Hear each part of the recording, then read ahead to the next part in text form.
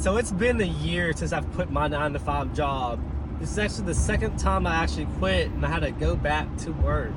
What have I learned in the past year, the past 12 months of being a non-9-to-5er? The thing is this, is when you have no 9-to-5, you have more time on your hands. It seems like it's kind of weird because you wake up at any time you want, you're your own boss, but you have to be more disciplined with yourself. People that have that daily routine, they have somebody to report to. They have somebody that tells them what to do, your tasks, your daily objectives. But when you quit your job and become an entrepreneur or a business owner, you have nobody to go report to. You have nobody to say so. You are your own boss. That's why it gets so tricky. So before you do quit your job, and this is not for everybody, you need to learn how to build discipline, learn how to build structure, systems to make it easy for you.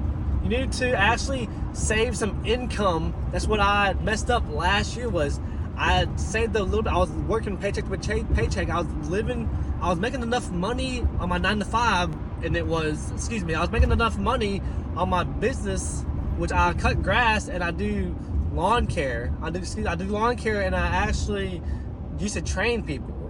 But things got tough, things got hard. When it became the winter season, we had a drought.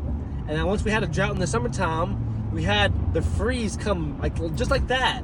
There was no fall in between. It went from drought hot, no rain, to super cold and dry cold. So the grass was dormant. So I had to go back to work.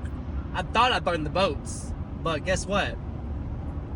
It's okay to go back to your mom's house after a divorce. Or it's okay to work a 9-to-5 when you don't have no income.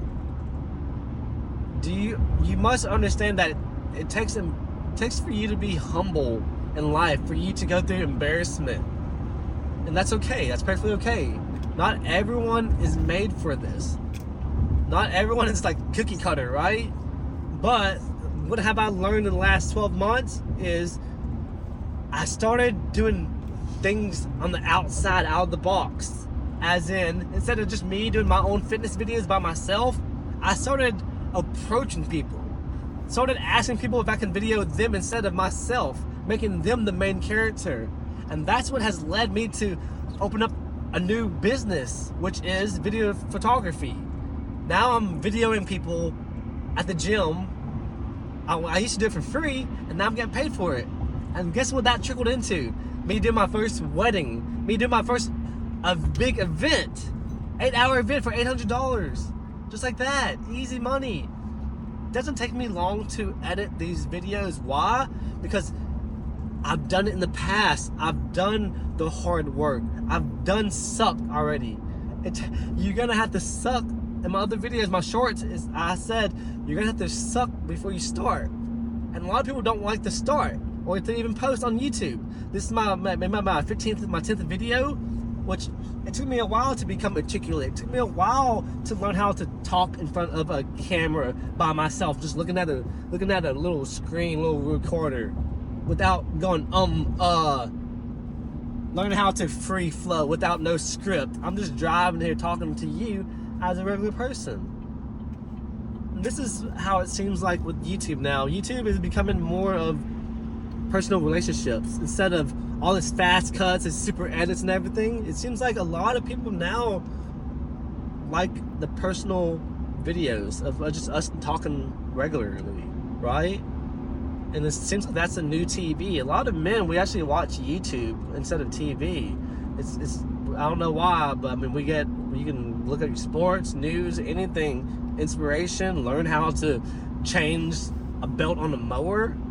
YouTube is my teacher, but I wouldn't suggest you, so let's say if you're learning how to lose weight or whatnot, I wouldn't just throw all my belief into these videos on YouTube, because there's so many videos. There's no structure into it. That's why I suggest you get a mentor or a personal coach or something, or somebody that has already done it, right? That has already went from plan A to plan B.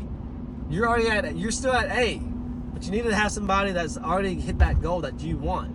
And this is the cheat code of life. A lot of us, it goes back to the 9 to 5. A lot of us were working hourly, working our time for money, which we're not using your money for time. What I mean by that is, since I've quit my job, what has been the biggest benefit of even quitting my job? The freedom. But guess what? I am a father. I have a 6-year-old son. When he was a toddler, when he was an infant, I did not get to see him much. I was on child support. And this leads to this. My son's mother, since I've had all this time now to pick him up, to drop him off, to take care of him while she's at work, she decided to actually drop this child support. I was paying about $13,500 per year on child support. For 5 years, I did that. And I actually got a little back pay. I ain't gonna lie to you. I'm gonna be straight up. This year, I decided not to pay for it this year, but guess what? She decided to drop it and decided to actually drop the back pay. So this is what can happen to you when you take the leap, when you take the risk, take the jump of not knowing what's going to happen, but living every day by day. Staying on the course, staying disciplined. But again, you're going to go through some ruts. Things are not going to be easy for you. My very first day of being my own boss, I pulled my trailer and guess what happened? I seen a wheel roll past me, and it was a wheel off my trailer. My very first day of being my own job. If that doesn't tell you that you might hit rock bottom before you get to the top, then I don't know what is, but that's what builds you character. That's what builds you strength. Of knowing that you can accomplish anything, no matter what the devil throws at you.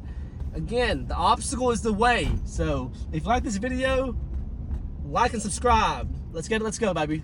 Merry Christmas.